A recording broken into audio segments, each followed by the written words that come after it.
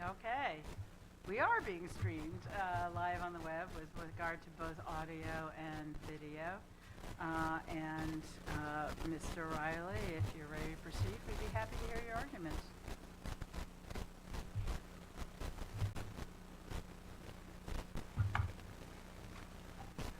Thank you, and good afternoon. It's a pleasure to be back before you again in this matter. Well, I have a question. Yes. Start out with, if the court, the appellees are relying on the provision in the court's original findings and conclusion to the effect that the association cannot assess, I'll refer to them as the innocent unit owners, and the court dismissed your claim based upon that provision, and you're challenging the court's authority to do that, the court's reasoning. If the court wanted to enforce that provision of the judgment and limit your ability to collect from the association in that manner, how should the court have done it?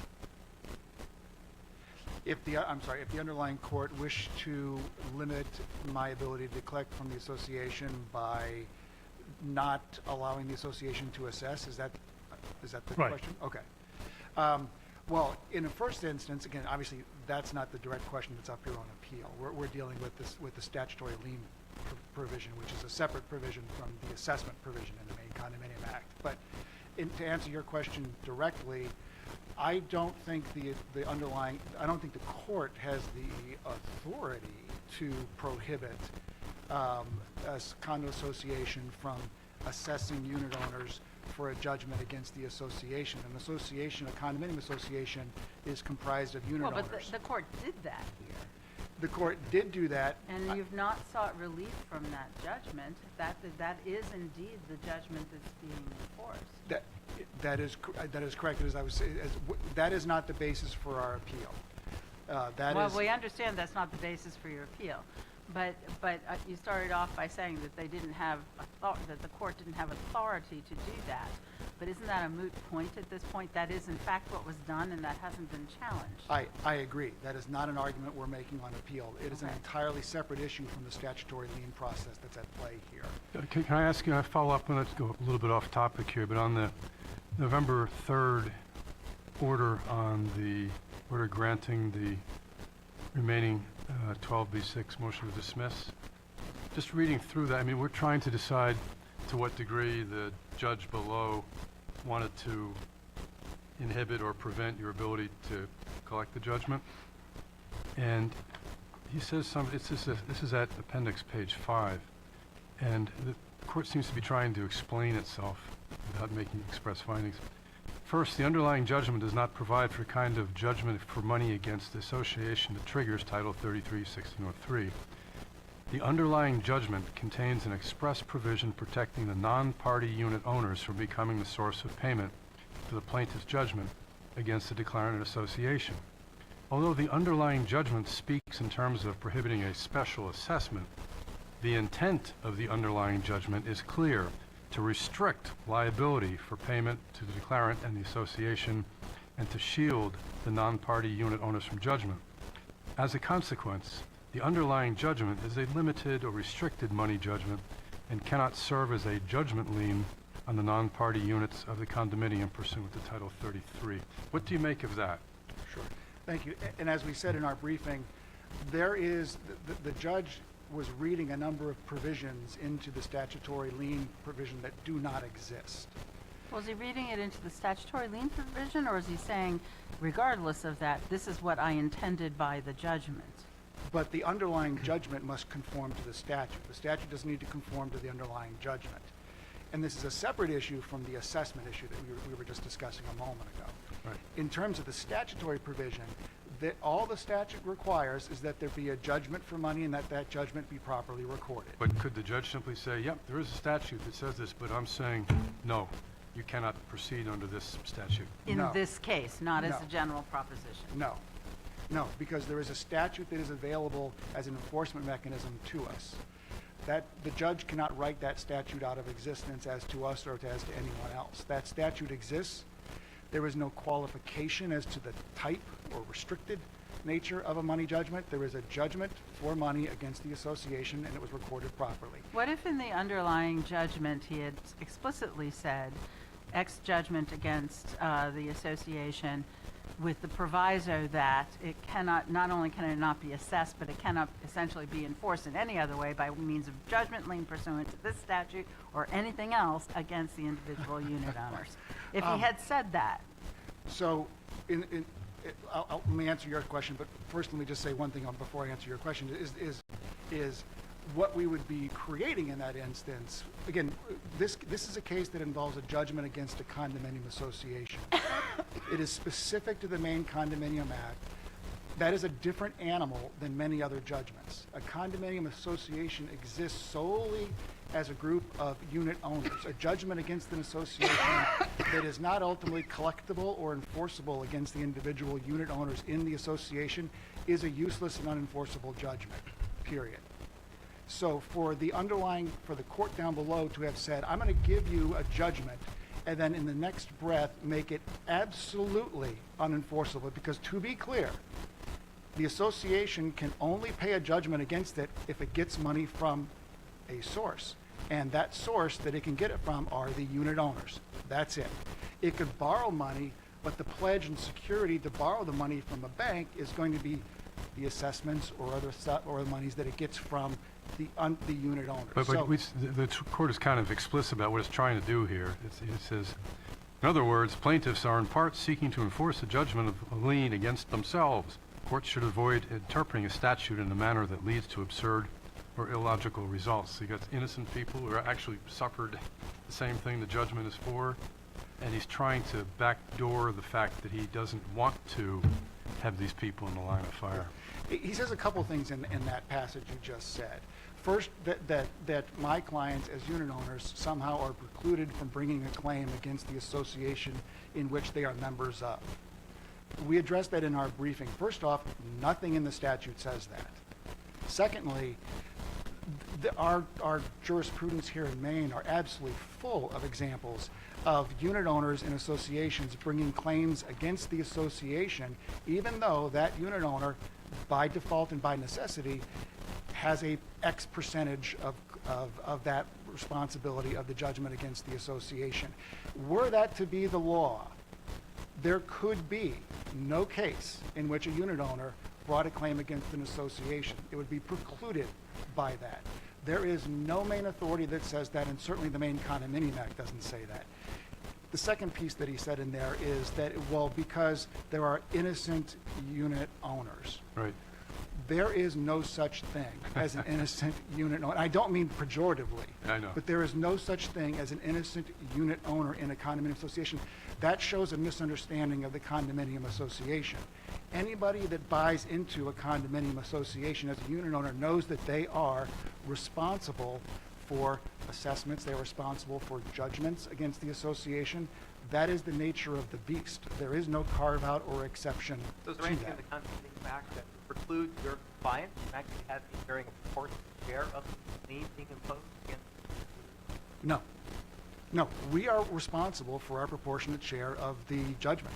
So you're saying that while the trial judge is saying this is unfair, what the judge is complaining about is the statute. And if the statute's unfair, bring it up with the legislature. He can't rewrite the statute. That is correct, and in fact, I would argue it's further not unfair and further no innocence, and again, I don't mean this pejoratively, but in this specific case, the unit owner that owns all of the units bought all of the units after we had obtained the judgment in this underlying judgment and with full knowledge of the judgment, and one can assume that factored into the purchase price for those units.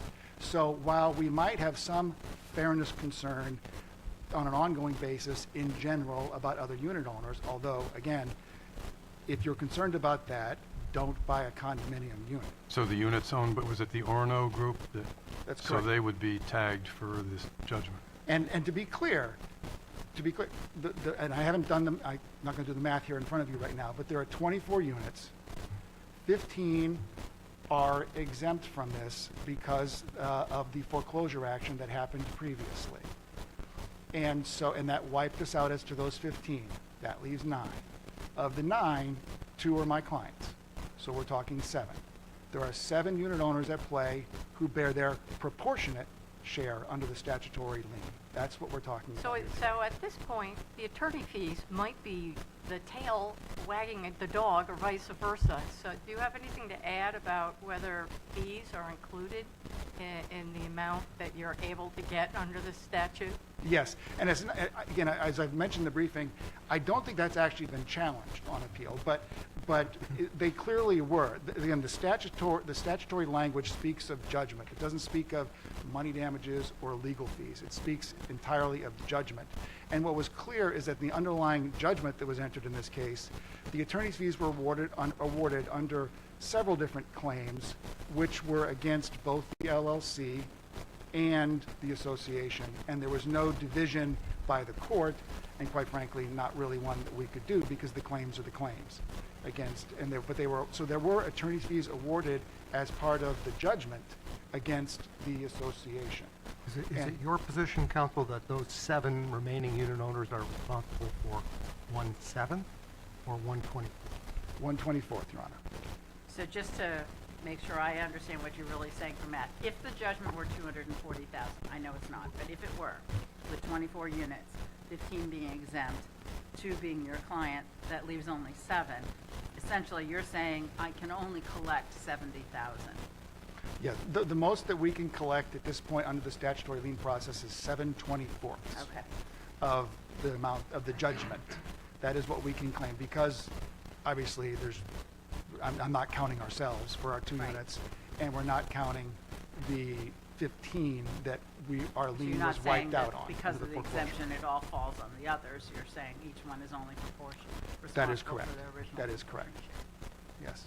Well, are you saying that the judgment lien can include post-judgment attorney's fees? In other words, your collection costs on the judgment? Yes, Your Honor, we are saying that because to go back. But they're not part of the judgment. They're not part of the underlying judgment, but they are part of the cost of collecting the judgment, which under the Maine Condominium Act we are entitled to recover, would be our argument. Thank you. Thank you. Despite the fact that we've heard the argument before, we still managed to ask plenty of questions. Always a pleasure. Good afternoon, Your Honors, and may it please the court, it's nice to be back here again. Whether or not the trial court had the power to restrict or affect the statute's already been determined in the underlying judgment. The assessment is by statute, 1603-115. The judgment lien statute is 1603-117. The trial court already restricted and modified a statute, and it was before you, and you affirmed the judgment. I think that issue's done.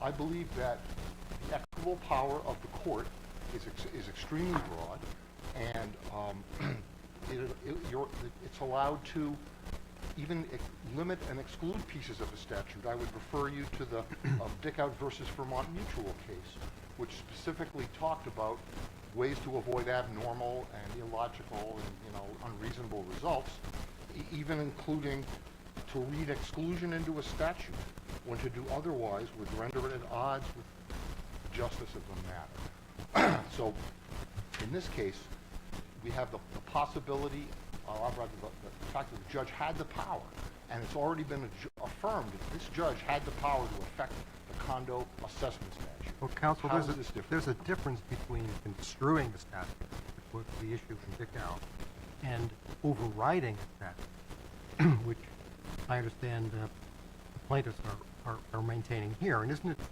it a time-worn maxim that equity follows the law? And if Yes, there but- is a statute in place, the court doesn't have the equitable power to set that aside. No, but it has the equitable power to limit the application, because I believe the judgment lien follows the judgment. And if the judgment itself has been limited and restricted, and the power to do that is equitable, and the court has that power. And if the court says these people should not have to pay this judgment, then I believe the court has the power to limit the judgment so that the judgment lien statute should not be mechanically applied. It would end up with an absurd result. So the other question is anything in the orders on appeal, which is not the underlying judgment, it's the motions to dismiss orders, they are not ambiguous. And they must be enforced according to their terms. And there's nothing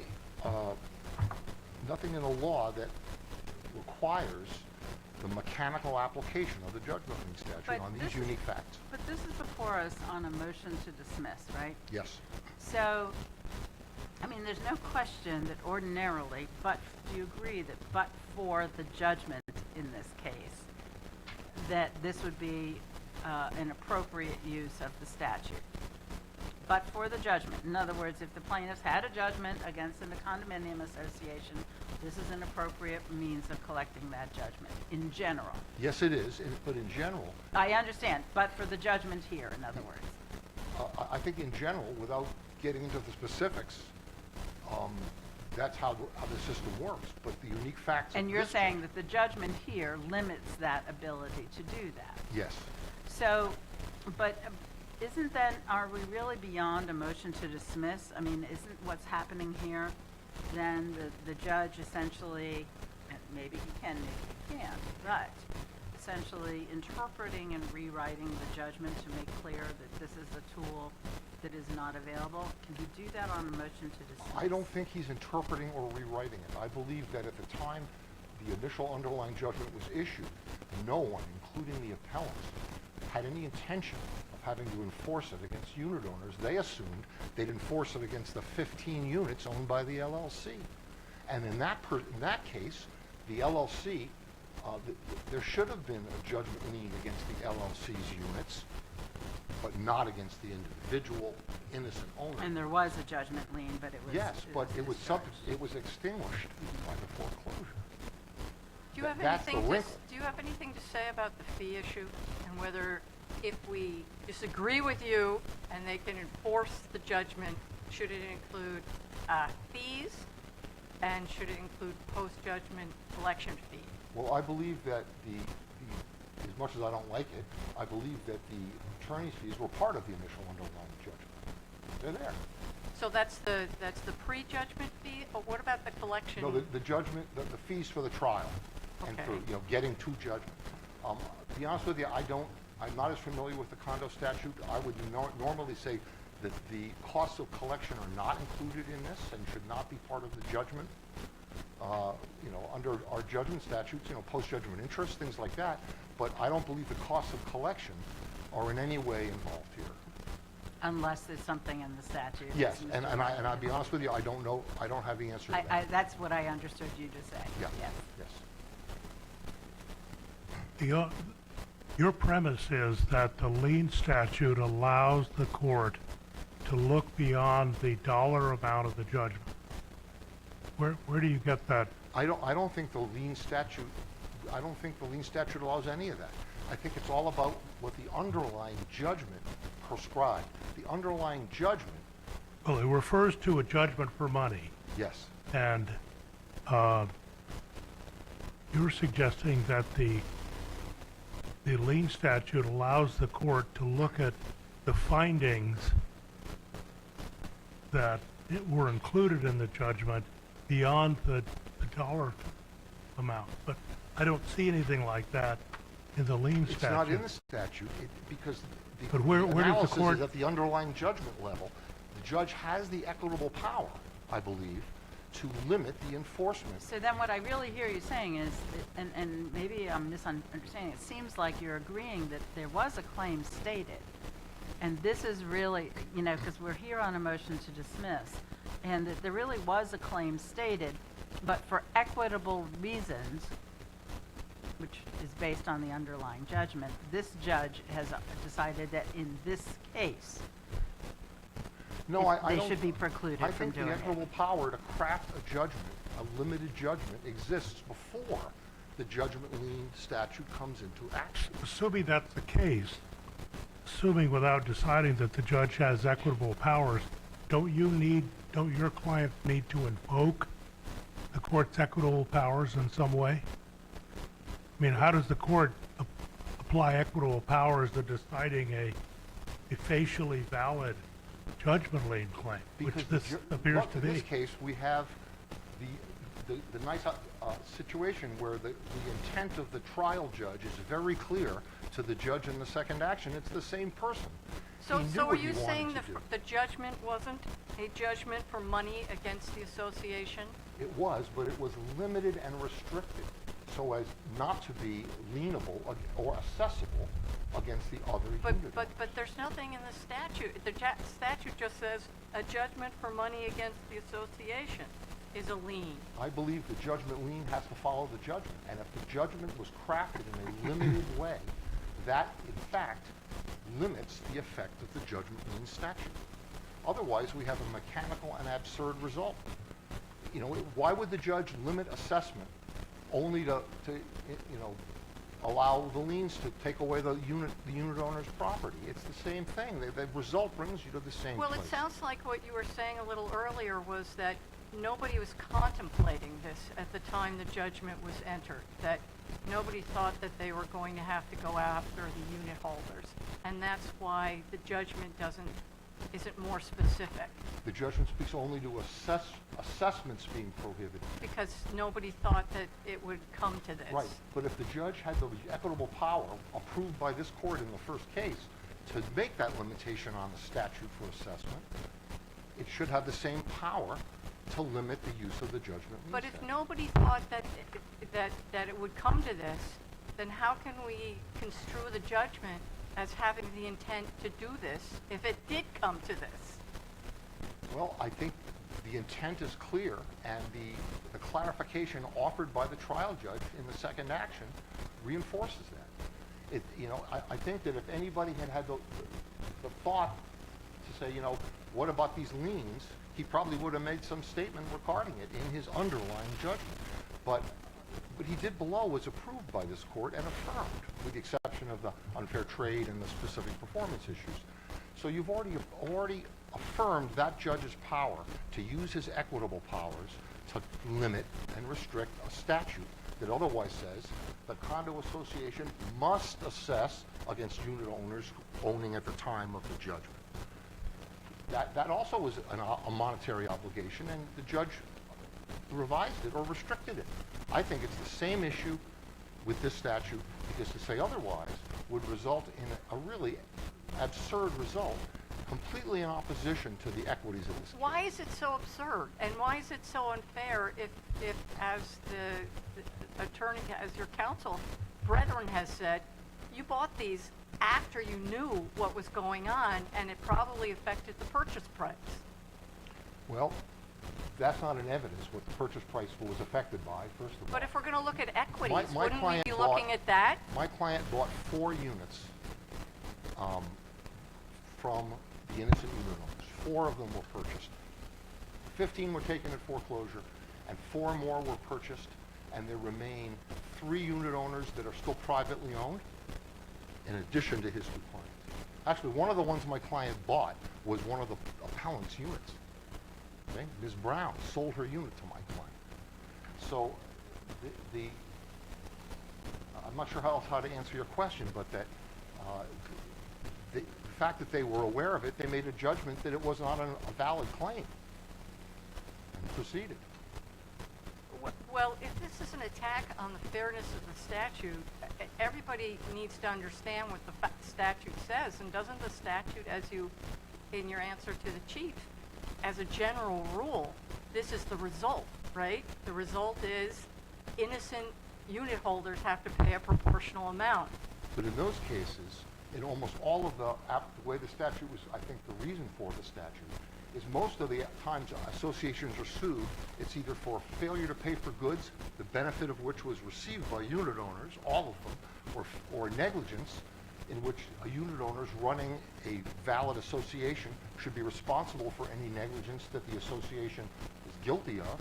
In those cases, that makes sense. It's fair, because the unit owners benefited from the unpaid contract, or they had some involvement or responsibility for the breach of a duty. But this is none of those things. This is a completely different nature of a claim, and it's unusual, which is why the judge said equitably, I can't allow this to go in the normal course. Otherwise, But didn't the plaintiff unit holders have to carry the water in pursuing this claim? And so it's basically free riding. yeah, but that has nothing to do with whether they should pay. Whether or not they did or didn't choose to join with the other plaintiffs to be plaintiffs doesn't in any way require them now to have to pay. They were just victimized the same way the two plaintiffs were. All of them were. None of them had any benefit from any of this. Just so the fact that they didn't have the money or the desire to be plaintiffs shouldn't be held against them when it comes to who has to pay for this. That's a wrong reason, I think. So if one unit holder pursues the claim, they don't get any relief? No, they should get relief, but it depends on what the claim is. And this is a claim in which the other unit owners, non-parties, were not alleged to have done anything. There was no evidence adduced that they had been responsible for any of it. They had any benefit from any of it. Nothing. So in this case, it's unlike the normal use of that lien statute. The judgment against an association is usually means there's some benefit to all the unit owners that didn't get paid for. And that's why this case is different. That's not the case here. But that's not expressly set forth in the statute. No, it is not. It is not. It's the equitable powers of the trial court. And in the exercising of those equitable powers as to the assessment statute, this court affirmed it.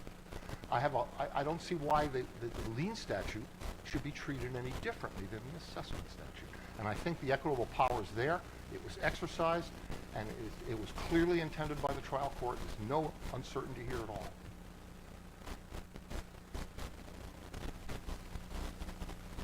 There don't appear to be additional questions. Thank you. Thank you for your time. And Mr. Riley, you reserve 3 minutes for rebuttal, I believe. Thank you. Just a couple quick points. The enforceability of the underlying judgment wasn't before the lower court at the time of the underlying judgment. The other unit owners weren't parties to the case because we didn't have claims against them at that point. We had a claim against the developer and the association. The enforceability of the underlying judgment became an issue after we got the underlying judgment. And then we sought to enforce it. That's when those issues were joined. So they weren't there as an underlying matter.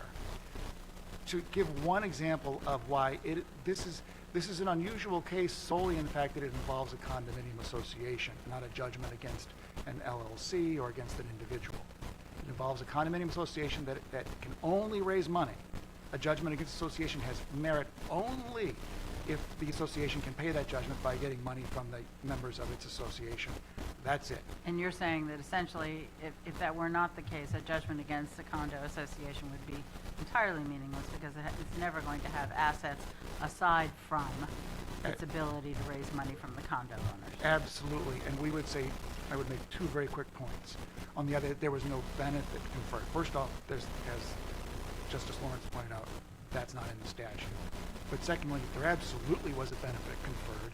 This association, as was documented in the underlying judgment, was completely non-functional. The unit owners were marooned inside of it. Nobody could do anything. My clients changed that for everybody. Second point, it is not the case that claims against, that this statutory lien would exist only for, say, a lawn mowing service that sued an association to get paid for that. I'll give an example. Association member discriminated against by the other members of the association, sues the association, wins the judgment against the association. What do they do? How do they enforce that if the underlying judgment is the law? Because they are a member of the association. Arguably, under the theory of the appellees, what benefit did the other association members get from that? But there is a judgment for money by a unit owner against the association. That is a statutory lien by its clear and plain terms. Thank you. Thank you very much. Thank you, counsel. As is our usual practice, we'll be taking the matter under advisement and issuing a written decision in due course. With that, we'll be in recess on this matter. All rise.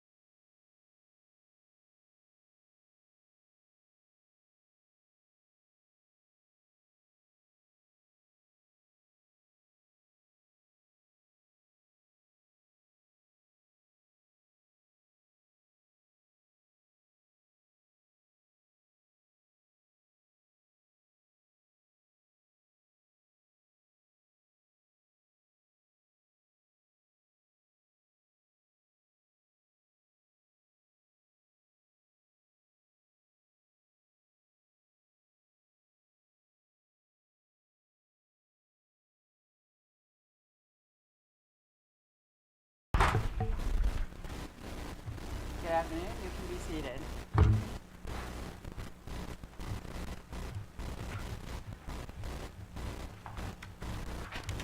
The matter before the court is Hancock 24-170 Wells Fargo Bank versus Linda Benoit, on contrary, I guess, to the usual Maine way of pronouncing, which is Benoit.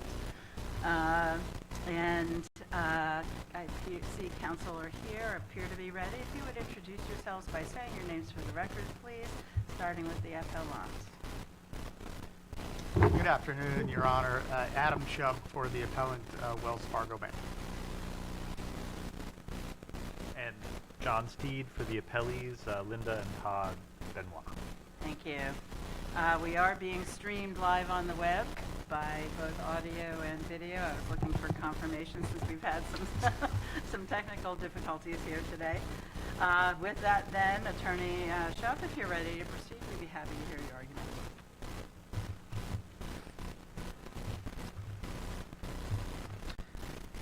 Thank you, Your Honor. May it please the court. Again, my name is Adam Chubb, and I'm here on behalf of the appellant, Wells Fargo. And the reason we're here today is because the trial court erred as a matter of law as to what it means to apply judicial estoppel in a context where a foreclosure defendant has received a Chapter 7 bankruptcy discharge and surrendered the property within that bankruptcy. As the court is aware, the trial court in this case granted Wells Fargo's motion in limine, essentially agreeing that judicial estoppel should apply. But then, when it got time to get to the trial, the court reversed itself in a practical way. As the court's aware, the order on the motion in limine read that the defendants were stopped from contesting the foreclosure action by raising any defenses, affirmative defenses, and presenting... Counsel, Yes, Your Honor. I see that the green light is on, and can I back you up for a little bit? Regardless of the applicability of judicial estoppel or the scope of what that may mean, in this case, the decision was made on the basis of the adequacy of the notice under Section 6111, correct? Well, that was part of the decision, Your Honor, yes. Well, and if that notice is inadequate, that's the end of the case, isn't it? In the normal circumstances, it would be the end of the case, Your Honor, but in a situation here, we never would have gone down that road. We don't know for sure. Doesn't the judge have to go down that road? I mean, isn't that decision being made based on the document itself? It's not really informed by facts or by the hearing. That's a fair point, Your Honor, but I think the best analog for what should have happened in this case would have been Rule 55 hearing for damages, where we certainly concede that the court's ultimately the gatekeeper and has the guardrails on a hearing to enter a judgment on a foreclosure. I mean, we do those day in, day out, right? Trial judges hear foreclosures where the homeowner doesn't even appear. And day in, day out, make the decision whether it's on a default or not, as to whether the notice met the statutory prerequisites. That is true, but where the court finally found that there were inadequacies with the notice was revealed on cross-examination. The only reason It may have been brought to his attention, but it was still based on the language of the notice itself. Sure, but the notice on its face, Your Honor, I mean, I think the issue for the trial judge was the itemization issue, but the notice on its face was itemized. There was the itemization for monthly payments, there was the itemization for fees, and there was an itemization for escrows. So, well, that was itemized, but the amounts due were not itemized in terms of the difference between the breakdown, if you will, between principal and interest. Isn't that right? That is true, but Your Honor, the statute doesn't compel a breakdown of principal and interest. The language of the statute, as the court knows, says that it requires an itemization.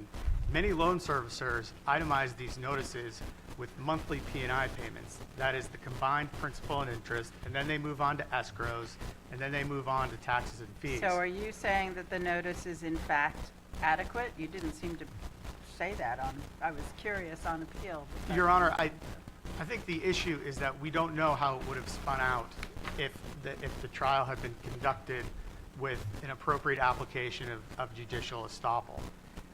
If our witness hadn't undergone cross-examination and wasn't questioned about the itemization, this would have been a totally different track in our view. I think. But would the court have been entitled to conduct that same inquiry if the court found something that was problematic from the standpoint of what it was presented with? 100% it would, Your Honor, but we just don't know for sure whether it would have turned out that way. The courts hear motions for foreclosure judgments without a contesting defendant, as Your Honor knows better than anybody, all the time. So, query whether the judge would have scrutinized the itemizations to the extent it was scrutinized here because of able counsel under But cross-examination of the haven't we witness. made it clear that the trial judge, and the statute make it clear that the trial judge must scrutinize the notice? That's a fair point, Your Honor. I think there's definitely a difference, though, a substantive difference between defendants contesting a foreclosure trial and putting a witness under cross-examination to try and poke holes in the adequacy of the notice versus a hearing where a mortgagee brings its witness and verifies the documentation and puts the evidence in without any objection, Your Honor.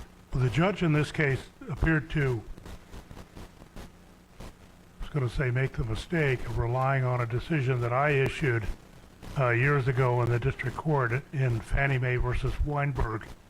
But from my standpoint, from what I remember of that case, the judge here handled the foreclosure exactly as my decision, as I remember it, indicated, meaning the effect of judicial estoppel is not to preclude the borrower from challenging the lender's case in foreclosure, but from challenging the lender's right to seek foreclosure.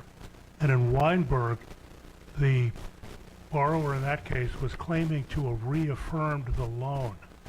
And my estoppel ruling was that he couldn't take that position in light of the discharge in bankruptcy, et cetera, that he had obtained. But I allowed him, we had, as I recall, a 3 or 4 day trial in the South Paris District Court where he fully participated, and I permitted him to contest every element of the foreclosure. So here, I'm not sure, to echo the Chief's point, do we even need to get at the effect? If the court has an affirmative obligation to verify the lender's compliance with the elements of foreclosure, independent of judicial estoppel and bankruptcy and all that, do we even need to get to estoppel in this case, given the 6111 issue? I think we do, Your Honor, because as I said before, I don't think anyone could have said for certain how the trial was going to go. If it had been a trial where there wasn't a contesting from the defendants versus a trial where we were just there with our witness and putting on the evidence. I mean, the But court what you knows better. seem to be suggesting is if the defendant hadn't been there to point it out to the judge wouldn't have done his job of scrutinizing the notice. I'm saying we don't know, Your Honor. I'm sure that the judge would Is have done that the its job. standard we want to apply? No, but I don't think that the judge doing its job is the same thing as there being a different result necessarily in this case. I'm not saying the judge wouldn't have been attentive to the evidence. I'm saying that there is a possibility, Your Honor, that the itemization issue, which was the key issue for the trial court, would not have spun out the same way as it did. But if the judge had done his or her job correctly, wouldn't we be in the same place? Maybe. I don't know that anyone could say for certain whether we would be in the same place, Your Honor. That's the point. I think it's speculative based on the difference between having a fully contested hearing and having a hearing that isn't fully contested. But you do agree that the adequacy of the 6111 notice is based on reviewing it on its face. It's not dependent on evidence of what somebody thought or understood or what the Well, facts actually are. I think it's both, Your Honor, because the evidence, I mean, the numbers on the 6111 notice, right, have to be consistent with the other loan records in the case. So if, for example, the bank witness was on the stand and the court wanted to inquire about certain amounts that were in the notice, I mean, those would have to be consistent, I think, with transaction histories, mortgage statements. There certainly can't be a randomness to it. I think that one of the things the bank wanted to emphasize is that the First Circuit is instructive in terms of what surrender means in this context. One of the things that the Benoits, I think, sought to do in their briefing was to take us down the road of the 11th Circuit and get us into a thicket as it relates to bankruptcy law. But if the court looks at the Pratt case carefully, on the first issue of whether the statement of intent to surrender is simply just a notice, the Pratt decision says clearly that it's not. This is on page 5 of the opinion. It says that the debtor definitively has 3 choices: reaffirmation, redemption, or the last option is surrender. So that cuts against the view that it's just ministerial and it's just a notice provision and isn't substantive enough to trigger an inconsistency that would support judicial estoppel. Even if we were to follow the 11th Circuit opinion and say that judicial estoppel applies, does that opinion tell us that this wasn't within the scope of judicial estoppel? What happened here procedurally, in other words? I'm sorry, Your Honor, could you restate that? There's really 2 parts to the question, right? You're suggesting that, first of all, under the 11th Circuit opinion, and I don't know, FIA, I don't know how it's pronounced, that judicial estoppel applies. Even if we were to agree with that, that doesn't answer the question that you're also arguing, which is, and what happened here was not the application of, or the adequate application of judicial estoppel, that the defendants were allowed to participate more than they ought to have been able to. Right, and I think the answer is in the Pratt case, Your Honor. The language is very clear that surrender means that the collateral has to be made available to the secured creditor. I know that there was an argument in the appellee brief, well, maybe that just applies only to personal property here. But the language in that same paragraph notes that, and I'm quoting, well-established law that a creditor's decision whether to foreclose and or repossess. I think that the fact that the language foreclose and or repossess means that the First Circuit was applying their logic both to real property and personal property. So in a state like Maine with judicial foreclosure, what you're suggesting is if the homeowner files bankruptcy and lists the property, surrenders it, as it was done in this case, that in every case those foreclosures must proceed essentially like a default. Yes, Your Honor. I think the Okay. track would be Rule 55, and as always, the court would have the latitude to conduct a hearing, review the evidence, as we've already talked about, and determine whether the standing requirements are met and the other essential elements And whether are the met. notice is adequate. And whether the notice is adequate, Your Honor. Well, on this record, didn't your client have a chance to do that? There was the bankruptcy, there was an initial foreclosure. In fact, got a summary judgment. This case goes back to, I think, 2017, Your Honor, I Yes, believe. the second foreclosure, I think, is what he's referring to. There was an You're right. earlier There was foreclosure. a bankruptcy, there was an earlier foreclosure, I think back in 2010, but I think it was filed in 2008. That could be, Your Honor. I'm not familiar with the prior foreclosure, but Well, my point would be simply that to the extent that the debtor was obligated to make the property available, apparently he did. perhaps, Your Honor, but I don't know that there's a sunset on that obligation either. Thank you. Thank you.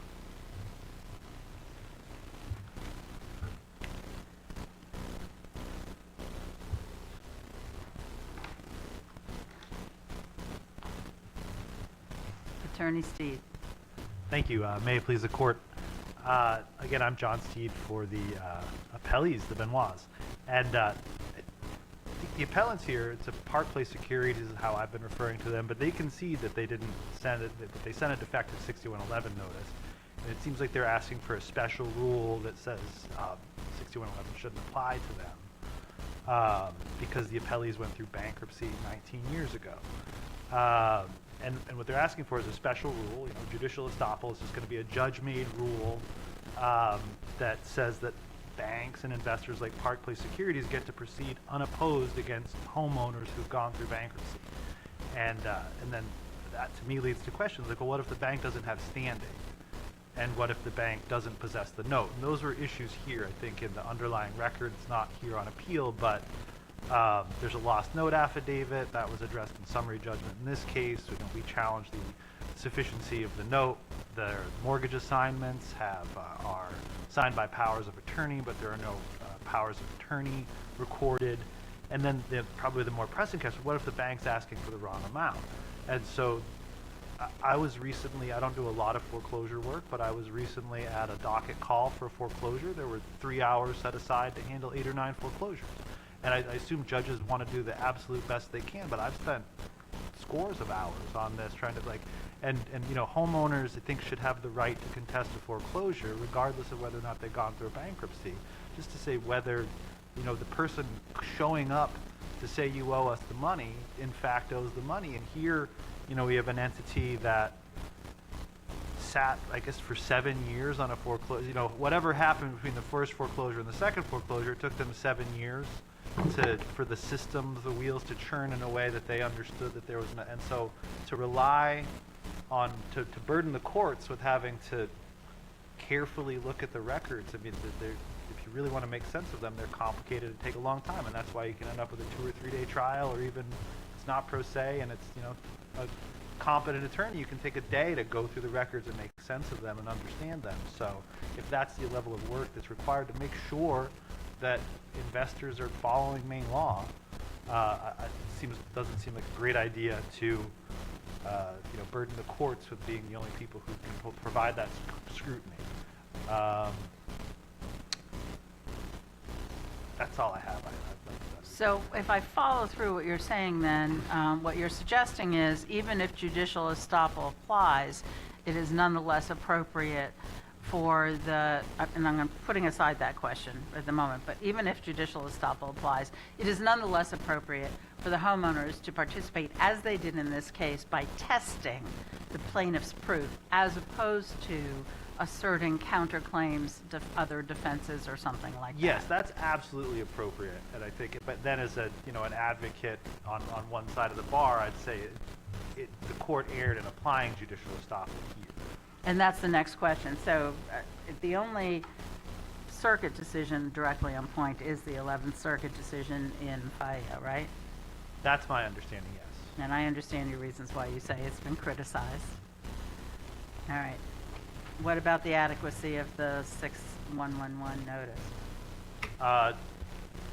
Well, we argued, I think successfully, that it wasn't adequate. I don't know if we want to, you know, make decisions about itemization. Is that argument waived by the plaintiff in this case? I mean, they didn't seem to make an argument on appeal that it was adequate. I mean, that would be our position, that they've waived that question. Do we need to address the judicial estoppel issue then? I mean, I think there are a number of ways to go. There are certainly courts have, I think in Cleveland, I don't know if you've read the briefs, you know, some of the circuits had made. Can you not tell we've all read the briefs? I'm sorry. You know, there were broad judge-made rules where the circuits were just saying, in all cases where there's a disability claim, you know, you can't make these, and then those are just categorical rules. So that's one way to apply judicial estoppel. Another way seems to be you could just stick with what the court said, and the lower court said, yes, I'm going to apply judicial estoppel to this case, and here's how I'm going to apply it, which is also seems to be a possible ways to, you know, apply judicial estoppel. We'd ask to say judicial estoppel shouldn't apply in any of these cases because going through bankruptcy doesn't directly contradict defending a foreclosure or even applying affirmative defense as a counterclaim. Well, judicial estoppel does apply to preclude the bankruptcy debtor from asserting certain objections to foreclosure, does it not? In the case I handled was a reaffirmation claim. and I said that the debtor was estopped by virtue of the surrender to assert that particular claim. Yes, those two things would be directly contradictory. Saying I surrender is directly contradictory to saying I reaffirm. Those two cannot occupy Right. the same space. Right. But how far does judicial estoppel go? I framed it in my own mind as the debtor is estopped from contesting the lender's right to seek foreclosure, not necessarily to obtain foreclosure. And I think that's a good way of putting it under those circumstances, because reaffirmation and surrender are, three, it's not binary, but it's trinary. Those are three choices you can make, and one can't be the other. But defending a foreclosure, or even, I think Failure said, other courts have said you can't Ryan was about bringing affirmative claims against a mortgage servicer, and the issue, and I think consumers should still have the right to defend themselves against unscrupulous and illegal practices, which is... Well, there is the consumers, but many foreclosure cases often involve junior lienors, other parties who have an interest in whether the foreclosure occurs or not. And it seems to me that that's an argument for requiring the lender to still prove their case, even in that scenario. I agree. And, we're going to talk about equities, really? Your client hasn't paid the loan since 2005 or something like that? No response needed. Right, Nope. but the law is the law, and that's certainly not, I said it's no their fault. response needed on that Yeah, I know, point. but certainly a foreclosure could have been brought in 2006. And in fact, it was brought earlier. There was an earlier foreclosure. By a prior creditor. Right. Like, I apologize, counsel. And was successful. They got a foreclosure judgment, and for whatever reason, that's where it ended, it looks like. Right, and there are some oddities to how, I think especially these early in the era foreclosure, mortgages that were being generated, and this is, the SERP systems weren't in place to service them in ways that made sense, and that's how you can have something, spit out of the system a decade later. Oh, got a foreclosure. and then that is, and I think with a lot of, I think when we're thinking about how to address these issues, I think if someone had worked the file for 6 or 8 hours when looking at, a case comes out 10 years after the last foreclosure, it might be worth spending a little time on the file and, I'm taking it that from your standpoint, it would be worthwhile for us to address the estoppel issue at least to the extent of clarifying that a blanket preclusion order is not in order here. I think it would be helpful, yes. Well, we've previously said just because you want to sue doesn't mean we always do, but that's okay. If my light's still green and we're wondering about other, issues to address, the dismissal was for a defective 6111 notice. Moulton says if a case is dismissed for a defective 6111 notice, it has a limited preclusive effect. Right.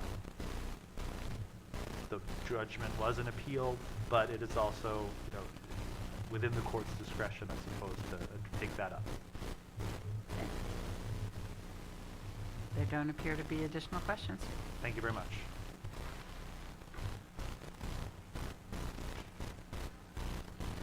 Well, Your Honor, I am encouraged to hear that the court is leaning towards potentially picking up the judicial estoppel issue. I mean, the judicial estoppel order on the motion to eliminate has to mean something. The language of the order was... But it did mean something. I mean, it meant that they couldn't assert any defenses that they may have or counterclaims or... but you still have to prove the elements of the foreclosure. Sure, but cross-examining witnesses and objecting to evidence is tantamount to defending the case. We're not talking about affirmative defenses where they took on the burden.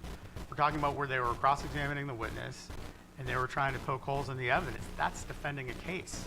So the judicial estoppel order has to mean, the judicial estoppel in this context has to mean something. So it's important for the bank to be able to prevail even if the evidence really isn't there, because why? I'm sorry, Judge? So it's important that the bank should be able to prevail in these cases even if there are flaws in the evidence, because why? Of course not. If there's a problem with the evidence, then that's within the purview of the trial judge to identify. But at the same time, a debtor who's received the benefit of a discharge and has no personal liability and has ceded the possessory rights to the property, which they've still been living in for the last 20 years, shouldn't have the opportunity to defend the case just like any other mortgagor. But in this case, predecessor bank and your client both had the opportunity to have the property surrendered for purposes of proceeding to foreclosure. That was not precluded by the debtor. That is absolutely correct, Your Honor. Thank you for your time. Thank you. Thank you, counsel. As is our usual practice, we'll be taking this matter under advisement and issue a written decision in due course. Mr. Steed, I understand this is your first argument before this court, and as is also our usual practice, we invite counsel to come back and take the greetings of the court. All rise. All persons having anything further